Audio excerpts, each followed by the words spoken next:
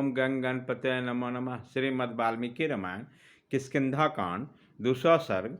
सुग्रीव तथा बानरों की आशंका, हनुमान जी द्वारा उसका निवारण तथा सुग्रीव को हनुमान जी को श्री राम और लक्ष्मण के पास जाकर उनका भेद लेने के लिए भेजना। महात्मा श्री राम और लक्ष्मण दोनों भाइयों का श्रेष्ठ आयु धारण किए हुए वीर वेश में आते देखकर ऋषिमुख पर्वत पर बैठे हुए सुग्रीव के मन में बड़ी शंका हुई। वह दिग्निश्चित होकर चारों दिशाओं को देखने लगे। उसी समय बानर श्रेणी सुग्रीव किसी एक स्थान पर स्थिर न रह सके।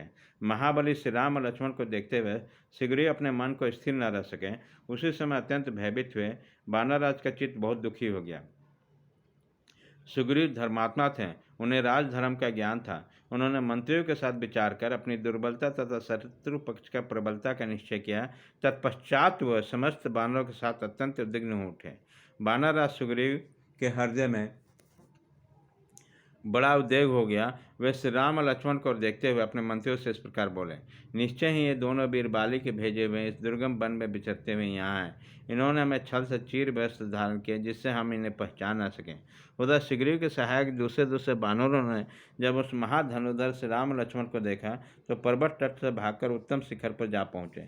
ये स्पति बानर शीघ्रतापूर्वक जाकर युद्धपति सरदार बानर शिरोमणि सुग्रीव को चारों ओर घेर कर उनके पास खड़े हो गए। इस तरह एक पर्वत से दूसरे पर्वत पर उछलते कूदते और अपने बेग से उस पर्वतों से शिखरों को प्रकंपित करते हुए वे समस्त महाबली बानर एक मार्ग पर आ गए। वहां सबने उछल कूदकर उस समय दुर्गम स्थानों पर स्थित पुष्प सनित बहुसंख्यक वृक्षों को तोड़ डाला था। उस बेला में चारों ओर महान पर्वतों पर उछल कर आते देखकर वे श्रेष्ठ बानर वहां रहने वाले मृग बिलाव तथा व्याघ्रों से भयभीत करते हुए जा रहे थे। इसी प्रकार सुग्रीव के सभी संचित पर्वतराज ऋषिमुख पर्वत पर आ पहुँचे और एकाग्रचित होकर उस बानरराज से मिलकर उनके सामने हाथ जोड़कर खड़े हो गए। तदंतर बाली ने उससे बुराई की आशंका करते हुए सुग्रीव को भयभीत देखकर बातचीत करने में कुशल हनुमान जी से बोले, आप सब लोग बाली के कारण होने वाले इस भारी घबराहट को छोड़ दीजिए। यह मलय नामक श्रेष्ठ पर्वत है, यहाँ बाली का कोई भय नहीं है। बानर शिरोमणि, जिससे उद्विग्न होकर आप भागे हैं, वो क्रूर दिखाई देने वाला निर्दयी बाली को मैं यहाँ नहीं देखता हूँ। सौम्य, आपको अपने जिस पापचर्य बड़े भाई का प्राप्त है वो दुष्टात्मा बाली यहाँ नहीं आ सकता, अतः मुझे यहाँ भय का कारण नहीं दिखाई देता। आश्चर्य, इस समय आपने बानरोचित चपलता का ही प्रकट किया है। बानर परवर, आपका चित्त चंचल है, इसलिए आप अपने विचार मार्गों पर स्थित नहीं रख पाते हैं।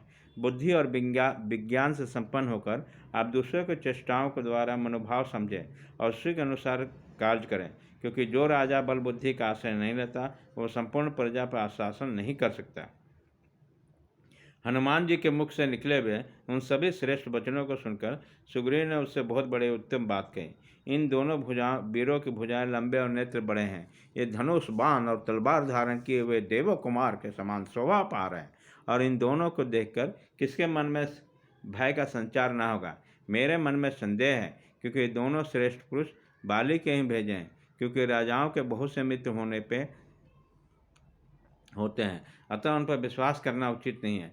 प्राणी मात्र को छद्मवेश में विचरने वाले शत्रुओं को विशेष रूप से पहचानने की चेष्टा करनी चाहिए, क्योंकि दूसरे पर अपना विश्वास जमा लेते हैं परंतु स्वयं किसी का विश्वास नहीं करते। अवसर पाते ही उन विश्वासी पुरुष पर ही प्रहार कर बैठते हैं।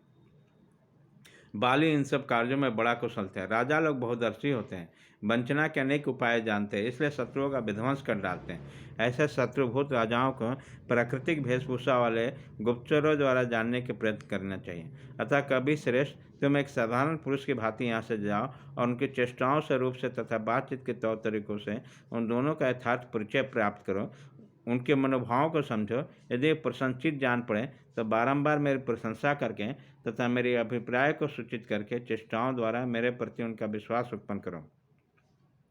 बानर शिरोमणि, तुम मेरी ओर ही मुँह करके खड़ा होना और उन धनुधर वीरों से उस वन में प्रवेश करने का कारण पूछा। यदि वो उनका हृदय शुद्ध जान पड़े तो भी तरह तरह की बातें और आकृति के द्वारा जानने की विशेष चेष्टा करना कि उन दोनों को कोई दुर्भावना लेकर तो नहीं आई है। बानरराज सुग्रीव के इस प्रकार आदेश देने पर पहुंचकर हनुमान जी ने उस स्थान पर जाने का विचार किया जहाँ श्री राम और लक्ष्मण विद्यमान थे। अत्यंत डरे हुए दुर्जन बानर सुग्रीव के उन वचनों का आदर करके बहुत अच्छा कर महानुभाव हनुमान जी जहाँ अत्यंत बलशाली श्री राम और लक्ष्मण थे, उस स्थान के लिए तत्काल चल दिए। इस प्रकार श्री वाल्मीकि निर्मित आस रामायण आदि काम के स्कंधा कांड में दूसरा सर्ग पूरा हुआ।